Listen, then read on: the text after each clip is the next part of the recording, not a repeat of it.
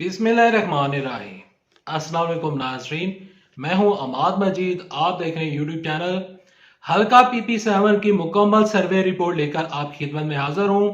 Election 2024 हल्का PP7 में कौन सी पार्टी इलेक्शन जीतेगी, मुकम्मल सर्वे रिपोर्ट आगे चलकर आप साथ वीडियो में शेयर करूंगा। लेकिन सर्वे रिपोर्ट शेयर करने से पहले, आगे बढ़ने से पहले रिक्वेस्ट करूंगा कि इस वीडियो को मुकम्मल देखिएगा।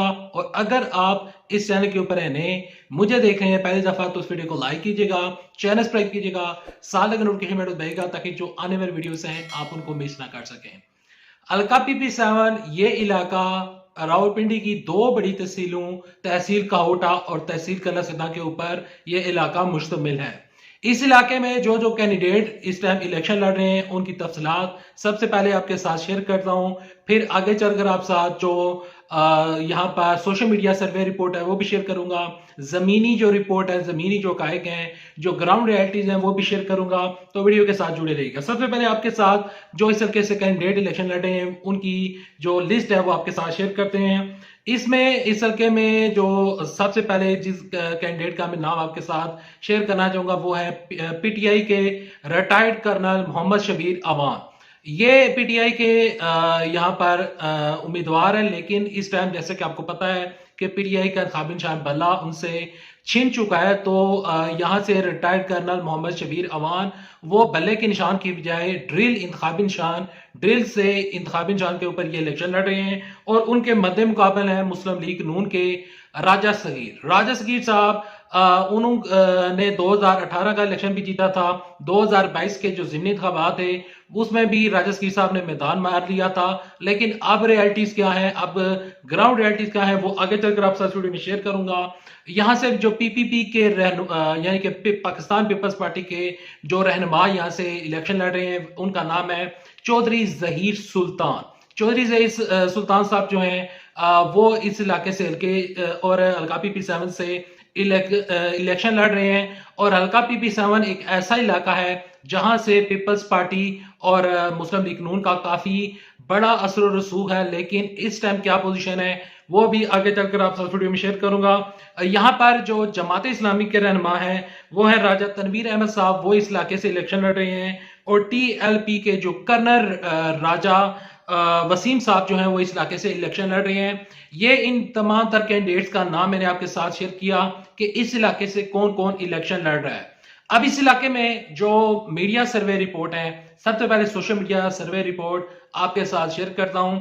आप अपनी स्क्रीन के ऊपर भी देख सकते हैं, ये वहां का यानी कि हल्का PP7 का एक लोकल फेसबुक पेज है। तो उसने इस सर्वे को अपने पेज के ऊपर करवाया। तो इस सर्वे के मुताबिक तकरीबन 5200 वोट्स काउंट हुए हैं अभी तक जब मैं ये वीडियो रिकॉर्ड कर रहा हूं। तो इसमें 70% से ज्यादा लोगों ने जो तहरीके इंसाफ के रहनुमा है यानी कि रिटायर्ड कर्नल मोहम्मद शबीर अवान, उनके हक में उन्होंने वोट डाला है।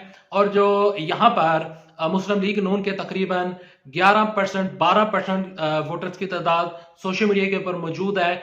और सोशल मीडिया के ऊपर अक्सर नून लीग ये गिला करती है कि हमारे लोग सोशल मीडिया के ऊपर नहीं है, हमारे लोग ग्राउंड रियलिटीज यानी कि जमीन यानी कि वो इलेक्शन के दिन वोट डालने के लिए निकलेंगे और जमीनी हकायक हैं कि मुस्लिम लीग नून जीत जाएगी। ऐसा कहना है नून लीग के वोटर्स का और ऐसा कहना है मुस्लिम लीग नून के सपोर्टर्स का। अब जो सोशल मीडिया सर्वे रिपोर्ट आपके साथ शेयर की, अब मैं आपके साथ ग्राउंड रियलिटी शेयर करना चाहूंगा कि ग्राउंड रियलिटी क्या है। देखें, हल्का PP7 2018 के इलेक्शन में यहाँ से इंतखाबी निशान जो राजा सगीर साहब थे उन्होंने आजाद उम्मीदवार की सीट से इलेक्शन लड़ा था और उन्होंने इलेक्शन जीत लिया था। और उनके मद्दे मुकाबल थे उस टाइम राजा मोहम्मद अली साहब जिनका तल्लुक मुस्लिम लीग नून से था। और उनके मद्दे मुकाबल थे यहाँ पर गुलाम मुर्तजा सती साहब जिनका तल्लुक था PTI से।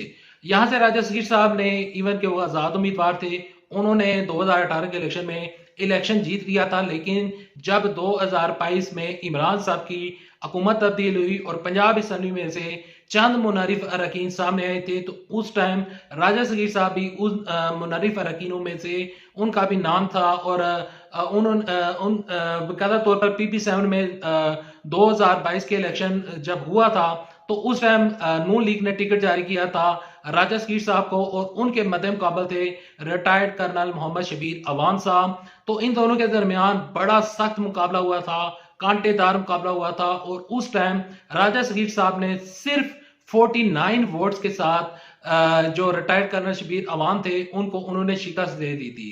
लेकिन जब हुकूमत तब्दील हुई, जब उन्होंने अपनी वफादारी जो इमरान साहब, जब राजा सगीर साहब जीते थे 2018 के इलेक्शन में, तो उन्होंने इमरान साहब को ज्वाइन कर लिया था और पीटीआई ज्वाइन कर ली थी। लेकिन जब मुनरिफ अरकीन सामने आए थे तो उस टाइम राजा सगीर साहब ने पीटीआई को छोड़कर नून लीग में शमूलियत इख्तियार कर ली थी। तो अब अलका PP7 के जो इलाका के लोकल यानी कि नुमाइंदगान है, और जो वहां के लोकल सर्वे रिपोर्ट्स मेरे सामने आए हैं जो मैं आपके साथ शेयर कर रहा हूं, तो उस वजह से लोग राजा सगीर के साथ अब काफी ज्यादा नाराज नजर आ रहे हैं। लोगों के जहनों में वो तमाम तर चीजें घूम रही हैं कि राजा सगीर साहब ने पीटीआई को किस तरह धोखा दिया।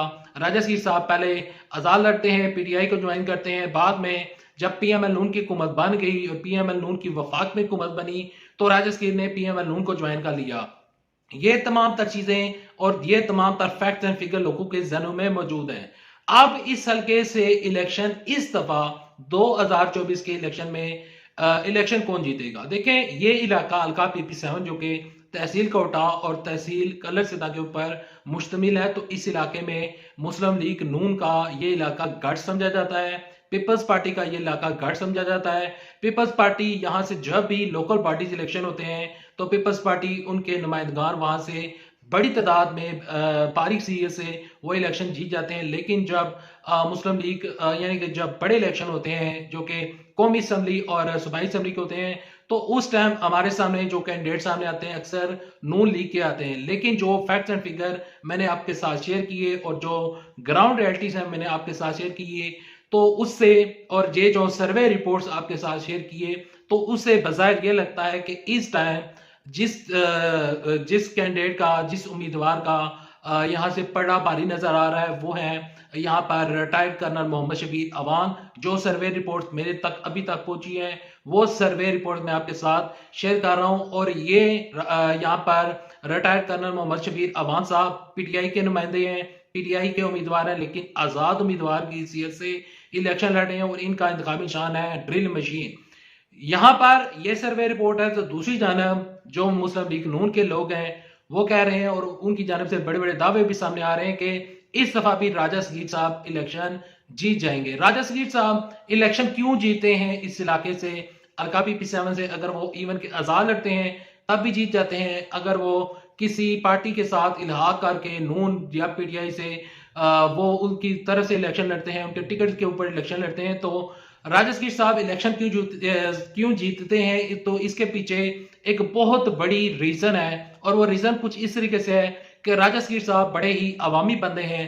आप उनको अक्सर उनकी जब भी उनकी कोई मातम हो जाती है, जब भी उनके कोई शादी ब्याह होती है, और इवन के राजा सगीर साहब कलर से दा और तहसील कोटा में वहां लोगों की दुकानों के ऊपर बैठे होते हैं और कोई प्रोटोकॉल नहीं लेते, कोई भी उनमें जितना भी लोगों ने उनके बारे में कहा और जो लोगों से सुनकर मैं आपके साथ शेयर कर रहा हूं, तो राजा सगीर साहब जो हैं वो एक अवामी बंदे हैं, तो इस वजह से राजा सगीर साहब अक्सर इलेक्शन जीत जाते हैं। लेकिन राजा सगीर साहब पढ़े लिखे नहीं है। अमन मीर साहब के साथ जब उनका इंटरव्यू हुआ था तो उस इंटरव्यू में उन्होंने कोई खास अपना मौका पेश नहीं किया था। तो राजा सगीर साहब जो है वो मैट्रिक पास हैं आई थिंक सो, या फिर उन्होंने FA किया है, लेकिन उनके पास कोई इतनी अच्छी तालीम नहीं है, लेकिन इसके बावजूद वो इलेक्शन जीत जाते हैं। अब पूरे पाकिस्तान में जो सबसे बड़ा मुकाबला इस दफा इलेक्शन में होगा वो होगा रिटायर्ड कर्नल मोहम्मद शबीर अवान के दरमियान और राजा सगीर के दरमियान, और यहां से पीपल्स पार्टी भी सरप्राइज कर सकती है। TLP की बड़ी तादाद इस हल्के में पाई जाती है। जब 2018 के इलेक्शन हुए थे तो उस टाइम वहां पर जो तहरीक लब्बैक के कैंडिडेट थे वो थे हाफिज मंसूर अली खान, हाफिज मंसूर थे, तो उन्होंने तकरीबन 14-15 हज़ार वोटें निकाली थी। अब इस दफा भी तहरीक लब्बैक का वोट बैंक जो है वो बढ़ चुका है। जमात इस्लामी इस हल्के में कोई अच्छा परफॉर्म करती हुई नजर नहीं आ रही और ना ही वो इलेक्शन जीतेगी। और यहाँ से पाकिस्तान राहिब हक पार्टी के एक उम्मीदवार हाफिज एहसान साहब भी इस इलाके से इलेक्शन लड़ रहे हैं। तो इस वीडियो की कंक्लूजन और जो सर्वे रिपोर्ट्स हैं उसके मुताबिक मेरी नजर में इस टाइम जो दो कैंडिडेट हैं उनके दरमियान मुकाबला है तहरीक इंसाफ और मुस्लिम लीग नून के दरमियान, यानी कि रिटायर्ड कर्नल मोहम्मद शबीर अवान और राजा सकीर के दरमियान मुकाबला है। तो ये मुकाबला, इस मुकाबले में जो भी कैंडिडेट जीतेगा, इवन कि अगर वो रिटायर्ड कर्नल मोहम्मद शबीर अवान हुए या फिर राजा सकीर साहब हुए, तो इन दोनों के दरमियान मार्जिन 500-1000 वोट से ज्यादा नहीं होगा। यहां पर तहरीक इंसाफ भी सरप्राइज कर सकती है और यहां से मुस्लिम लीग नून एक दफा फिर यहां से टिकट और इलेक्शन जीत सकती है। लेकिन डिपेंड करता है कि 8 फरवरी 2024 को यहां से टर्नआउट क्या रहता है, लोग बाहर निकलते भी हैं या नहीं, वोट कास्ट करते हैं या नहीं, तहरीक लबैक, मुस्लिम लीग नून, पीटीआई के लोग लोगों को घरों से उठाकर वोट पोल करवाते हैं या नहीं। और यहाँ पर जो सबसे बड़ा मसला इस टाइम तहरीक इंसाफ के लिए खड़ा हो चुका है वो मसला ये है कि इस दफा इंतखाबी निशान बल्ला नहीं बल्कि ड्रिल मशीन है। और मैं रिटायर्ड कर्नल मोहम्मद शबीर अवान का एक इंटरव्यू भी देख रहा था और एक उनका फेसबुक के ऊपर मैसेज काफी ज्यादा वायरल हो रहा है, उसमें उन्होंने कहा है और उन्होंने इस चीज को एक्सेप्ट किया है कि इस दफा जो निशान है वो काफी मुश्किल है। और उन्होंने रिक्वेस्ट किया है हल्के के लोगों से कि आप जाएं माओ बहनी बेटियों को बताएं कि ये मेरा इंतखाबी निशान है। ड्रिल मशीन अगर किसी को याद रहता है इलेक्शन के दिन तो फिर मुकाबला तगड़ा हो सकता है। बसूरत दीगर नून लीग यहां से सीट निकलती हुई नजर आ रही है। Thanks for watching this video. अल्लाह हाफिज। पाकिस्तान जिंदाबाद, अफवाज पाकिस्तान जिंदाबाद, पाकिस्तान पाइंदाबाद। जाते जाते चैनल को सब्सक्राइब करें और इस वीडियो को लाइक करें।